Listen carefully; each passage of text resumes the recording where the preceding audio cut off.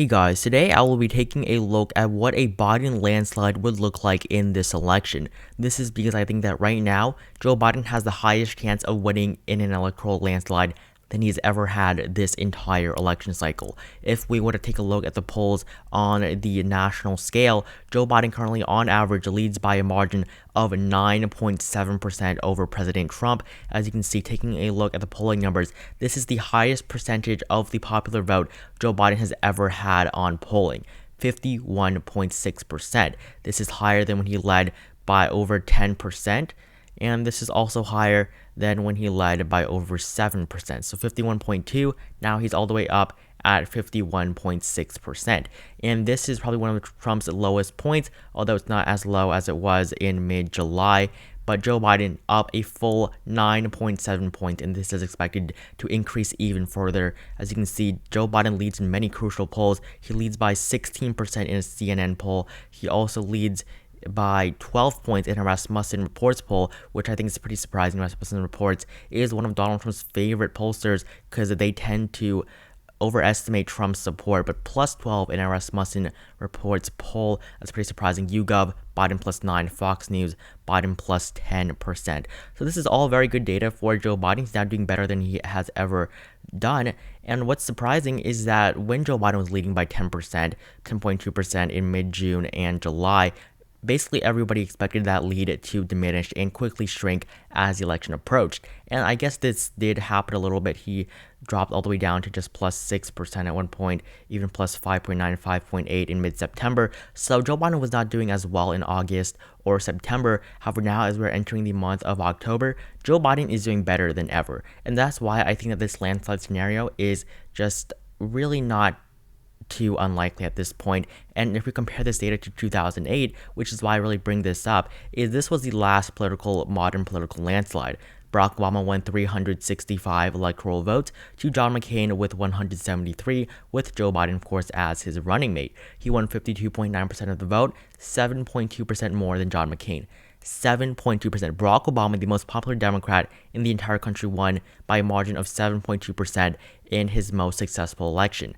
Joe Biden currently leads by a margin of 9.7%. That is 2.5% more than Barack Obama's numbers. If we were to take a look at the polling in 2008, Barack Obama led by 7.6% on election night, won by a margin of 7.3%. So he underperformed by 0.3%. But really, what is the worst sign, I guess, in all of these polls for Donald Trump is that in previous elections, candidates really did go up and down. As you can see, John McCain led at one point in September, which was pretty close to the election. He also led all the way back in March, but Barack Obama was really able to surge after the month of October, winning by 7.3% at the end of the day. But taking a look at the 2020 numbers, this graph is just so much more flat than elections we've seen in the past. Donald Trump was able to overtake Hillary Clinton at, I think, 2 points in the election as well. But compared to Biden, Trump has never gotten close this entire election cycle. The closest he has ever gotten was in the beginning of the month of May when he was down 4.4%. 4.4%. That is still 4.4%. That is basically the smallest margin that Obama had, the largest margin that Obama had over Mitt Romney in 2012, as we saw just a couple days ago. So Joe Biden doing very well against Donald Trump, which is why I think that this landslide scenario is now more possible than ever. I think that definitely this can occur if some very key states do vote very well for Joe Biden, but I think that a smaller victory is still more likely. But I do want to take a look at if the race is still going to progress in the same way that we've seen in the last couple of days, where Joe Biden is surging everywhere. I want to see how this map is going to look. So first, I'm going to fill in the solid states, of course, for Joe Biden. I think that even in a landslide scenario, I don't think that Colorado nor New Mexico are going to become solid states. Hawaii is going to be solid, of course, as well as Illinois, the home state of Barack Obama. New York, Vermont, Massachusetts, most of these northeastern states. New Jersey is home state of Delaware, the state of Maryland, as well as the District of Columbia, all going to be solid, as well as the 1st District of Maine. The Maine at-large vote is going to be likely. The state of Virginia is also going to be likely, and the state of Minnesota I also think is going to be a likely state. And so this is 222 electoral votes. New Hampshire, I also think, would be likely, putting Joe Biden up at 226 electoral votes. And then the state of Nevada, this gives Joe Biden 232 electoral votes. These are all the states that Hillary Clinton won in 2016. And I think that if Joe Biden were to win by a landslide, these states would all become likely or solid states. Nevada, state that went to Hillary Clinton by just 2.5%, Colorado, New Mexico around 5%, Minnesota just 1.5%, Virginia 6%, and then New Hampshire just 0.3%. Very disappointing for the Clinton campaign in 2016. However, Joe Biden 232 electoral votes with just a solid and likely states. For President Trump, he does have quite a few solid and likely states as well. Montana going to be likely, Idaho, Wyoming solid, Utah going to be likely as well. The Dakotas definitely solid. The Nebraska at large going to be likely. 1st and 3rd district I think are going to be solid. Kansas, Missouri going to be likely. Oklahoma solid. Arkansas, Louisiana, Mississippi. I do think that all of these states would become likely states for Donald Trump on this map. Mississippi might even become a lean state, but we'll see. Alabama's going to be solid. South Carolina, I think, is going to be a likely state. I don't think South Carolina is going to be a lean state for Joe Biden, even if he does do very well. Tennessee, Kentucky, West Virginia are going to be solid. Indiana is going to be likely, as well as the state of Alaska. So this gives Donald Trump just 125 electoral votes from his safe and likely states. Now, these are basically toss-up states that we have left on this map, and these states are really going to decide the margin of victory for Joe Biden. So first, I'm going to start off with the likely states. Michigan, I do think is going to be a likely state on this map. I think that Michigan, if Joe Biden were to really do so well, Michigan would be a likely state for Joe Biden, and at this point in the race, I see no chance that even if Trump does very well, even if Biden only wins by, let's say, with 280, 290 electoral votes, I think that there's absolutely no chance that Michigan is going to go to Donald Trump. So it's 16 electoral votes to Joe Biden. Let's move on. Wisconsin, I also think is going to be likely in this scenario. Wisconsin is polling very, very similarly to the state of Michigan and was polling the best for Hillary Clinton in 2016. I think that Wisconsin, we did expect to be the most conservative out of these 3 blue wall states, but at this point, I think Wisconsin is going to join the state of Michigan as a likely state. So this gives Joe Biden 258 electoral votes. Now I'm filling some states for President Trump, and well, there is one of them, the state of Texas. I think Texas is going to be a tilt state for Donald Trump just because it is difficult to get a mail-in ballot. It's more difficult in Texas than many other states. You have to request for one, and you cannot use COVID-19 as a valid excuse. And it's not too hard, but still it's going to be harder, and I do not think that Joe Biden will carry the state of Texas because of this reason. And so Texas, if we were to take a look at the polls, if I have it up, I don't think I have Texas up actually.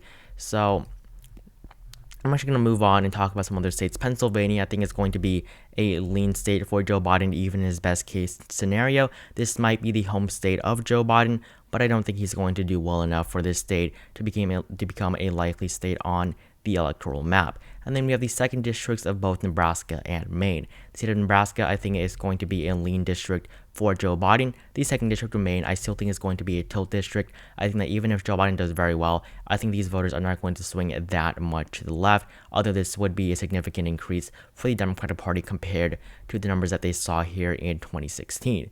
The state of Arizona, 11 electoral votes. Taking a look at the polls here, Joe Biden leads by a margin of 3.1%. That is pretty big. I mean, Joe Biden's been leading pretty consistently this entire election cycle. Not too many polls out of this state, but still Joe Biden has been consistently leading this election cycle past the month of May. So Joe Biden doing very well in the state of Arizona. I think that in his best case, it would be, of course, a lean state for the former Vice President Mark Kelly, so I could do very well in a Senate race here against Martha McSally. Really don't see a scenario where McSally actually carries the state of Arizona for the Senate Republicans, but Arizona definitely going to go to Joe Biden on this electoral map. And then we have the state of Ohio, 18 electoral votes, also a huge state. I think that Ohio would go to Joe Biden as well. He currently leads by 0.6% on the national average. Not national average, on the polling average against Donald Trump in the state of Ohio. Joe Biden doing surprisingly well in a state that Trump won by over 8% in 2016. So Ohio would be a tilt state for Joe Biden. This is not because of the polls. I just think that if Joe Biden were to be able to bring out all of those voters, I think Joe Biden can definitely flip the state of Ohio back to what it was in 2012. And then the state of Iowa, Biden leads by a full 1.4%. Quinnipiac has Joe Biden up 5%. Quinnipiac, it's pretty surprising to see. This is Bernie Sanders, so just ignore that. But Joe Biden doing very well in the state of Iowa as well at this moment in time, a state that went to the president by over 9% in 2016, is now going to be put into the Biden column. he is currently at 315 electoral votes. And so we have 3 states left: North Carolina, Georgia, as well as the state of Florida. So this is all pretty surprising. State of North Carolina, I'm going to give to Joe Biden as well. He leads by 1.4%, and he has been leading this entire election cycle according to 538, which is what I've been using most of the time. But on Real Clear Politics, they put in less polls and they do less adjustments. So this is why Donald Trump is doing a little bit better here than he is on 538, when where Biden's actually leading by a lean margin on that polling average. But Donald Trump is still down in this state, still a state that's going to go to Joe Biden on this electoral map by a tilt margin again as well. So this is 15 electoral votes for Joe Biden. He is now up at 330. He would outperform Barack Obama's numbers from 2012.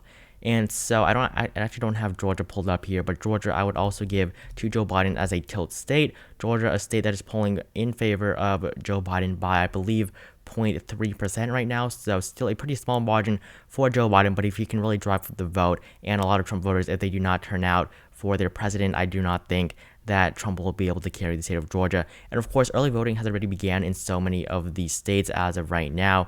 So Joe Biden with his 9.7% lead, I think it's going to reflect on this election.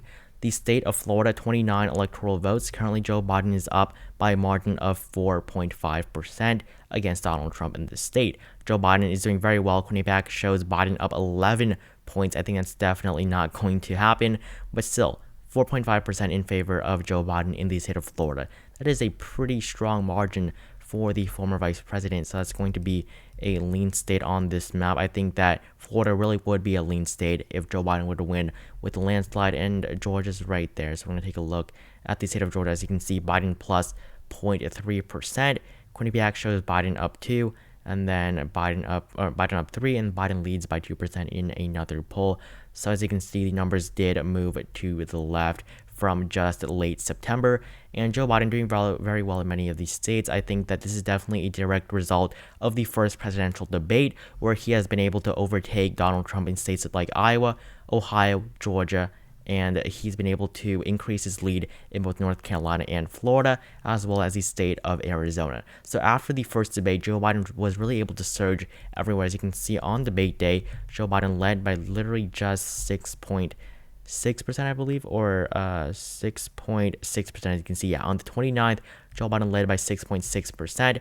After that, he's now all the way up at 51.6 from just 6.6% on the 29th of September. And of course, yesterday we had our first vice presidential debate, and only vice presidential debate.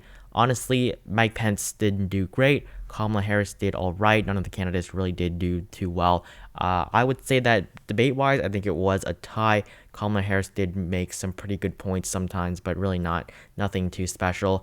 In my poll in my community tab did show that basically, I guess 94% thought the senator won, and then 6% and 5% thought that Mike Pence won that debate.